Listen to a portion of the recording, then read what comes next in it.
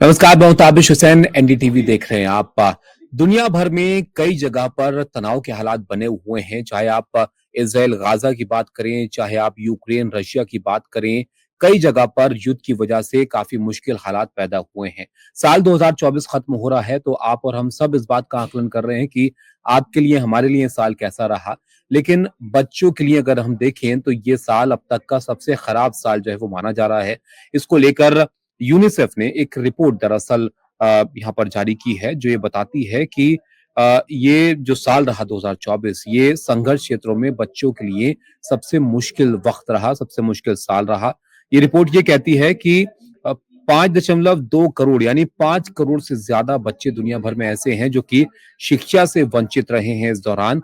और दुनिया में जो हालात पैदा हुए हैं, ये युद्ध की वजह से, कई देशों के बीच जो तनाव पैदा हुआ है उसकी वजह से हैं, कुछ जगहों पर जो आपसी संघर्ष है अलग अलग मुद्दों को लेकर, उसकी वजह से है। लेकिन इसका सबसे ज्यादा नुकसान बच्चों को यहाँ पर दुनिया भर में उठाना पड़ा है।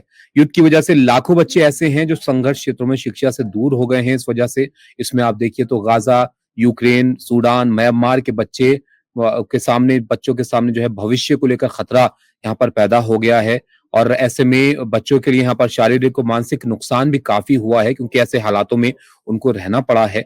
और जो संघर्ष वाले देश हैं, जहाँ पर अब भी तनाव की स्थिति है, वहां पर हालात बहुत खराब बच्चों के लिए बताए गए हैं इनकी तरफ से। और ऐसे में यूनिसेफ ने बच्चों के लिए तुरंत मदद की जरूरत भी यहाँ पर बताई है, और इसके लिए तुरंत एक्शन लेने की बात भी इनकी तरफ से कही गई है। लेकिन बच्चों के लिए कितना मुश्किल ये वक्त रहा है, इसको ऐसे समझिए कि यहाँ पर संघर्ष वाली जो जगह है, वहां पर बच्चों की शिक्षा को इन हालातों ने बाधित किया है। जाहिर तौर पर स्कूल वगैरह को काफी नुकसान हुआ है, जहां पर युद्ध जो है वो चल रहे हैं।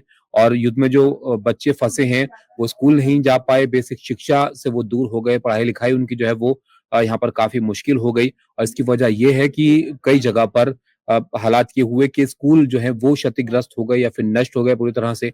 ऐसे में पढ़ने के लिए कोई जगह बच्चों के लिए नहीं बची। गाजा की अगर बात करें तो गाजा में बच्चों को 1 साल से शिक्षा जो है वो उसका मौका नहीं मिल पाया है, क्योंकि वहां पर किस तरह से तबाही का मंजर है वो सबने देखा है। और यूक्रेन, सूडान जैसी कई जगहें हैं जहां पर ऐसे ही हालात हैं जो बच्चों के लिए काफी मुश्किल हैं।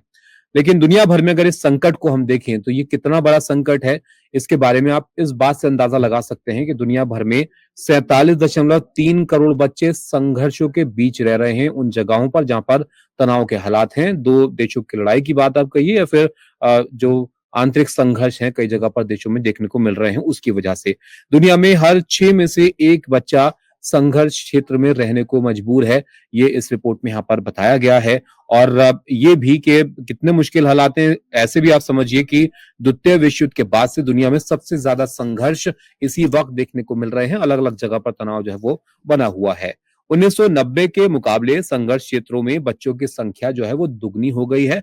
1990 में, जो 90 का दशक था, तब 10% बच्चे ऐसे थे जो संघर्ष क्षेत्रों में रहने को मजबूर थे, और आज 19% बच्चे संघर्ष क्षेत्रों में रहने के लिए मजबूर हैं, विस्थापित हुए हैं। और ये बहुत बुरी यहाँ पर खबर है कि ऐसे हालातों में बच्चों को रहने के लिए मजबूर होना पड़ा है।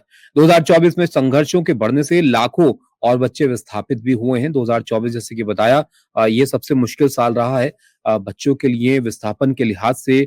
उनको विस्थापित भी होना पड़ा है कई जगहों पर और ज्यादा। फिलिस्तीन, सूडान, म्यांमार में संघर्षों से भी विस्थापन जो है वो बढ़ा है।